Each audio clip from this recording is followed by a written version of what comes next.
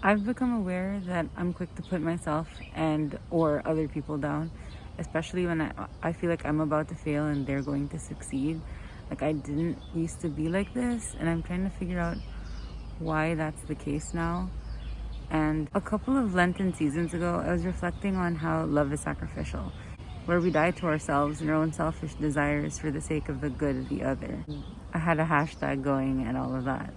But these days, I catch myself feeling like the victim and acting like it. Like instead of celebrating the other, I give in to my jealousy or pride or envy or whatever other deadly sin. I end up throwing myself a pity party instead, which, if you really think about it, it's not a good look for anyone. So because we're all about change and growth, so what do I do? How do I change that?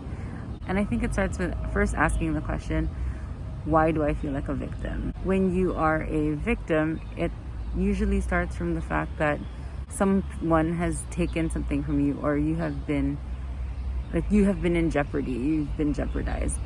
And so that mindset comes from feeling threatened. And whether it's from past experience or the schemas that you have in your mind about how the world has responded to you in a particular way in the past, then you can identify that as the trigger, right? So why I feel like a victim? What am I being threatened by?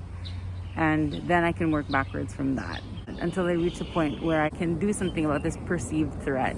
These days, I feel threatened by the thought of being a leftover. I mean, look it up if you don't know what that is, but it's become increasingly common in East Asian cultures. I used to think it was on my mind, but there's a lot of literature on it, and I think it's a justifiably real fear. I see women younger than me getting married and having children and living the life that I think that I want. I mean, I don't know if I really want that life, but the grass always seems greener on the other side. And this didn't used to bother me up until this term when a classmate and I had a discussion about whether she wanted to settle down with her current boyfriend because she felt like this was as good as it was going to get, which is fair enough. Like if you found the one, right, why not, if it helps you reach the goals you have in your life? But the fear of being a leftover trumped being unhappy for the rest of her life. So it really made me think about my decisions in my own life and whether or not those were what were right for me. But when I really sit down with myself and ask myself the question, what do I want? I realize I'm actually too scared to answer it. The sentiment Rita Wilson shared in her TEDx talk in Nashville, I have a great life, what more could I want?